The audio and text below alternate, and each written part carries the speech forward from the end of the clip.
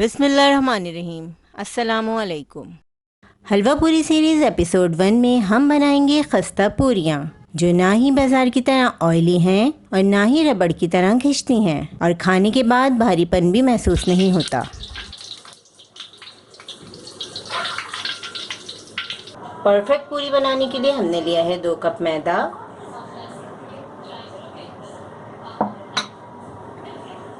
2 cup हम इसमें सफ़ेद आटा ऐड करेंगे या फिर इसे फाइन आटा भी कहा जाता है। 2 कप फाइन आटा ऐड करेंगे, 1 चाय का चम्मच नमक ऐड करेंगे, 2 खाने के चम्मच घी ऐड करेंगे।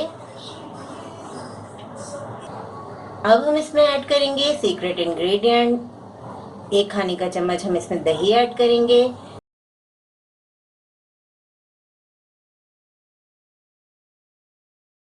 तमाम चीज़ों को हम अच्छी तरह मिक्स कर लेंगे। तमाम चीज़ों को हमने अच्छी तरह मिक्स कर लिया है आटे और मैदे के साथ। इस रेसिपी से बहुत ही अच्छी मज़ेदार पूरियाँ तैयार होती हैं।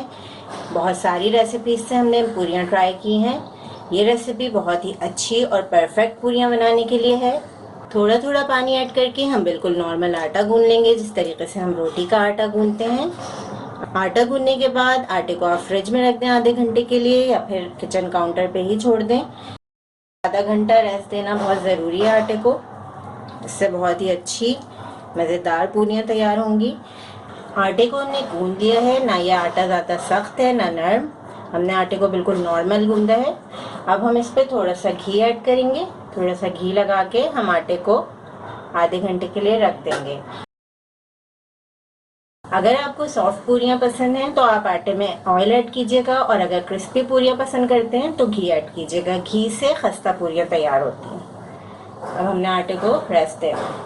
आटे को हमने आधे घंटे के लिए रख दिया था। अब हम आटे को मज़ीद 3 से 4 मिनट गूंदेंगे ताकि आटा अच्छी तरह सेट हो जाए।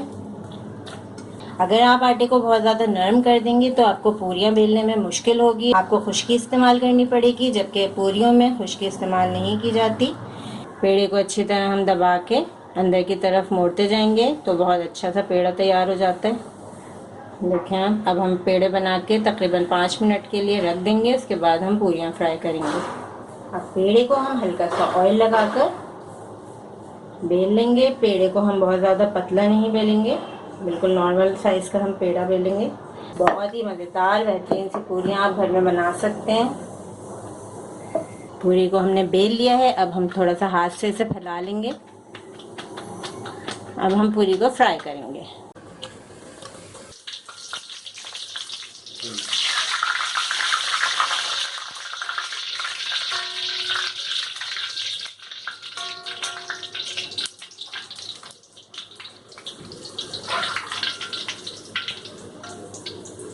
बहुत ही खस्ता मज़ेदार पूरी रेडी है। इंशाल्लाह नेक्स्ट एपिसोड में आपको चने की तरकारी की रेसिपी मिलेगी। इस रेसिपी को ज़रूर ट्राई करें क्योंकि हम बनाते हैं ख़ास आपके लिए, हर रेसिपी को आसान अंदाज में। अपना ख्याल रखें और हमें अपनी दुआ में याद रखें। अल्लाह हाफ़िज़।